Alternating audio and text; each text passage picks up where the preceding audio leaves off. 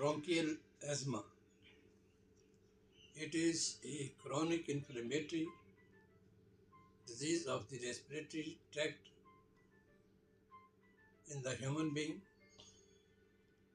It cannot be cured completely, but the symptoms can be lessened and comfort can be provided to the patient by the medicine and the hygiene hypothesis. The main pathophysiology is there is narrowing of the airways due to oversecretion of the mucus and the spasm of the smooth muscles present in the walls of the bronchus and bronchioles. It is absolutely a chronic disease and only disease of the upper respiratory tract, that is the airways, which consist of bronchus, bronchioles and terminal bronchioles. It is different from the COPDs. Its onset is usually in childhood, whereas in the COPDs they appear after or near about 40 years age. This is a disease of upper respiratory tract, that is the airways, whereas COPDs they include the upper and the lower respiratory tract, especially the alveoli, or which are the air sacs essential for gaseous exchange, that is provision of fresh oxygen to the body and the exhalation of carbon dioxide. So these are the main difference between the asthma and the COPDs. There is wheezing, that is difficulty in expiration, which produces a whistling voice. Then there is breathlessness, shortness of breath, tachypnea, dyspnea, vomiting, distress, fatigue, cyanosis, and the typical cough, which appears late night and early morning. So this is a chronic inflammatory long existing disease. The diagnosis is performed by the series of X-rays and CT scan, spirometry, and the peak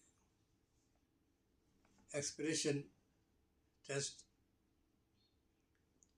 These tests are performed by the two devices. By means of these tests,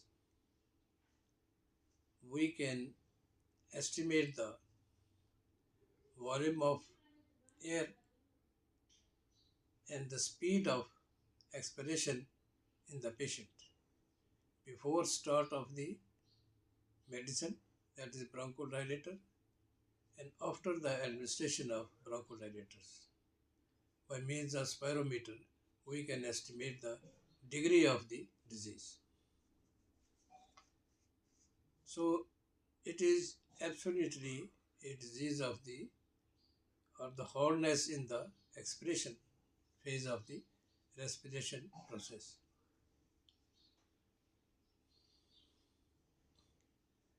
Moreover, in diagnosis, we can perform sputum test, blood test for eosinophil amount, which is increased, and the IgE, which is a antibody against the allergens. Treatment plan is starting from inhalers,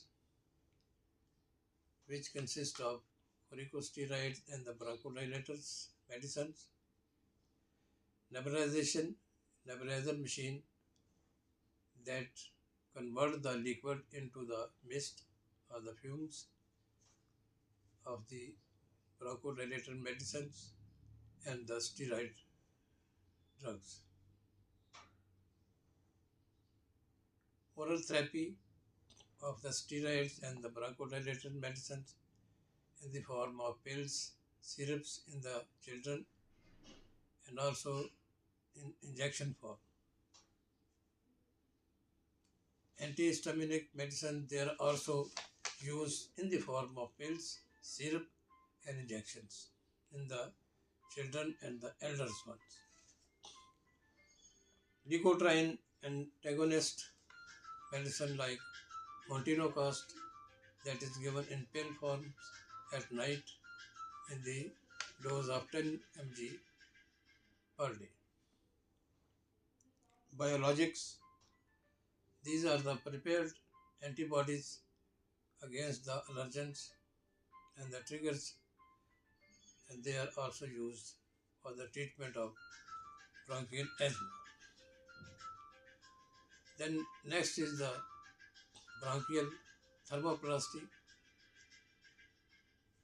In this procedure, electric current is used, heat is used to distress a small portion of the smooth muscles to thin out the layer of the smooth muscle so that the spasm produced by the oversensitive bronchi against the triggers, that can be reduced, and the patency of the airways, that is the lumen of the airways, may be or can be widened so that the expiration of the breath is not hardened. So this is the procedure of the bronchial thermoplasty. Now the treatment is divided into two parts according to the severity of the disease, that is mild, moderate, and severe one. The two groups of the treatment, that is the short acting beta agonist and the long acting beta agonist medicine are used. These are the bronchodilators. Whereas in acute phase, it is a paroxysmal disease.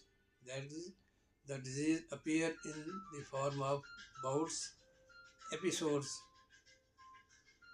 and between the interval, the patient feel relaxed one, healthy one.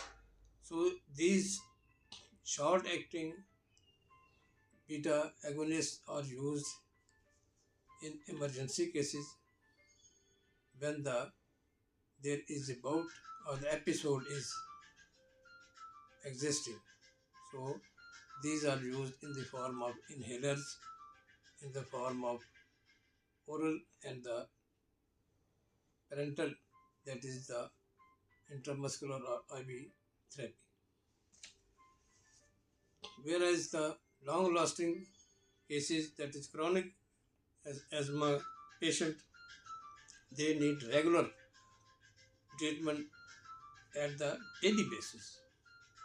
They have to take the medicine, a dose of the medicine or drugs advised by the healthcare provider regularly on daily basis so that they can perform their routine duty comfortably. So the next comes the prevention, because it is a clear that this paroxysm or the attacks or the episodes of the asthma is produced by the triggers, allergens.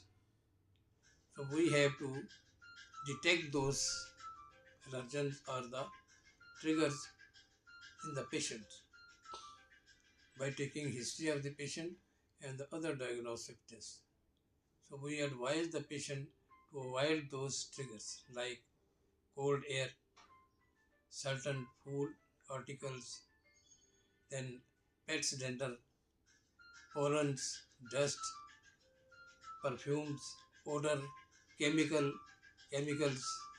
These are air pollution. So we have to advise the patient to avoid these triggering articles or the factors so that the bouts of the asthma can be avoided. Hygiene hypothesis, the use of mask,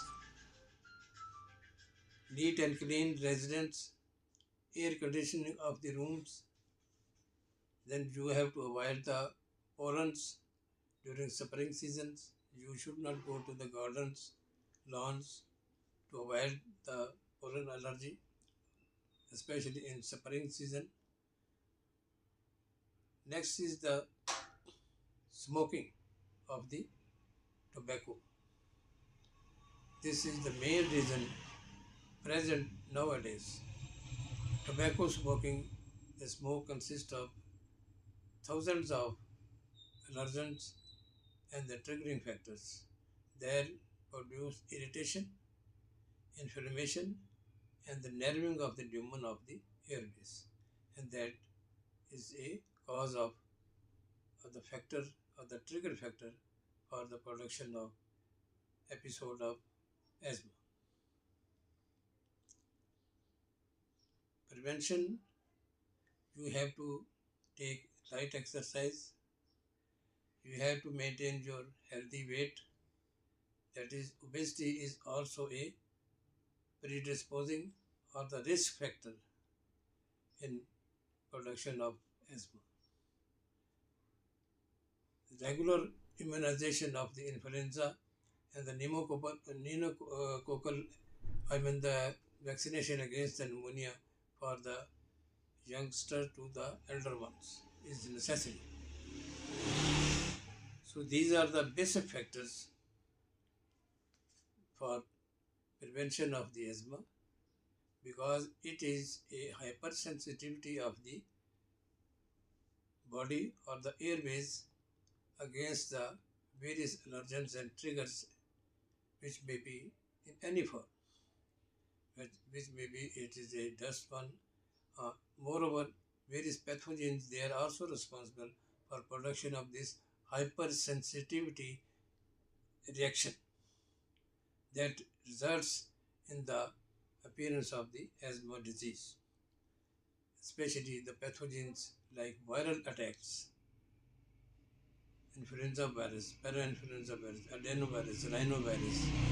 These viruses are mostly responsible for the production of hypersensitivity in the airways. Moreover, there are certain bacteria, they are also responsible for the production of the hypersensitivity reaction and the flaring up of the asthma episodes. So these are the various steps which have to be adopted to reduce the severity of the and the hardness of the disease of the asthma, though it is not a completely curable but can be checked, controlled, and we can provide relief to the patient by the medicines and the other devices to detect the early detection of the symptoms of the asthma so that the disease cannot pass on to the chronic form or the long lasting phase.